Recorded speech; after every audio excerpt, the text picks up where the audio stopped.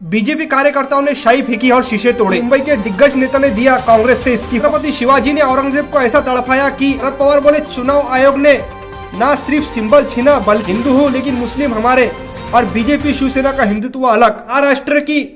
महाराष्ट्र की 5 बड़ी अपडेट के बारे में दोस्तों आपसे बात करूंगा और आपको सुनाऊंगा और आपको दिखाऊंगा। दोस्तों सबसे पहली अपडेट ये है, महाराष्ट्र की सबसे पहली अपडेट निकल कर आ रही है। पुणे में पत्रकार निखिल वागले की कार पर हमला, बीजेपी कार्यकर्ताओं ने शाही फेंकी और फिर शीशे भी तोड़े। इन्होंने क्या किया था मालूम आपको? इनका गुना यह था कि इन्होंने पीएम मोदी और अडवाणी पर आप भी टिप्पणी की थी, यानी उन्होंने टिप्पणी की थी कुछ, तो उनके गाड़ी पर हमला हो चुका है। दोस्तों सिर्फ उन्होंने पीएम मोदी के ऊपर और अडवाणी के ऊपर उन्होंने टिप्पणी की थी, अडवाणी को लेकर और पीएम मोदी को लेकर उन्होंने आपत्तिजनक टिप्पणी की थी, तो उनकी गाड़ी पर शाही फेंकी गई और उनकी गाड़ी के कांचा भी तोड़े गए और हंगामा बड़ा खड़ा हो चुका है। नेक्स्ट अपडेट ये है दोस्तों, मुंबई की है।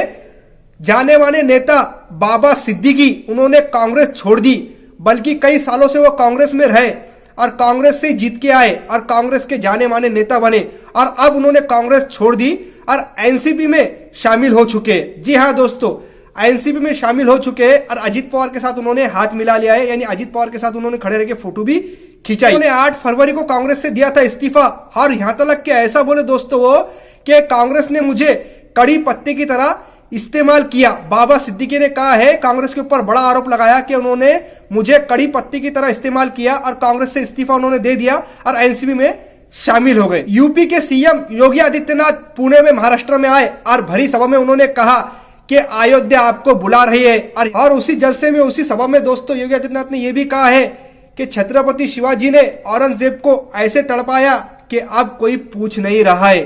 योगी आदित्यनाथ ने यह भी कहा है दोस्तों पुणे में। नेक्स्ट अपडेट के बारे में दोस्तों बात करते हैं। दोस्तों एनसीपी से अजित पवार दादा अलग हो गए तो उनका एक अलग गढ़ बन गया और चुनाव आयोग ने अजित पवार के गढ़ को असली एनसीपी बताया है।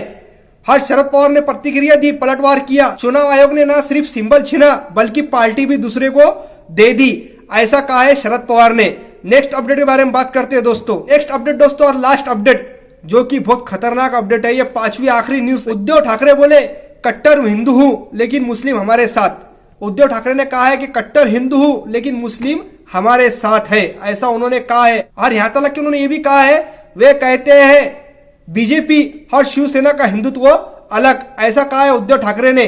और आगे सुनिए आप उन्होंने क्या बोला। उन्होंने बोला है कि आपसे घर का चूल्हा जलता है और वे घर जलाते हैं, डायरेक्ट ऐसा आरोप लगाया उद्धव ठाकरे ने।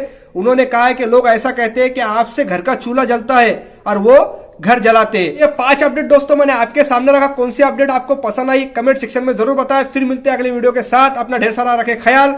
Breaking news.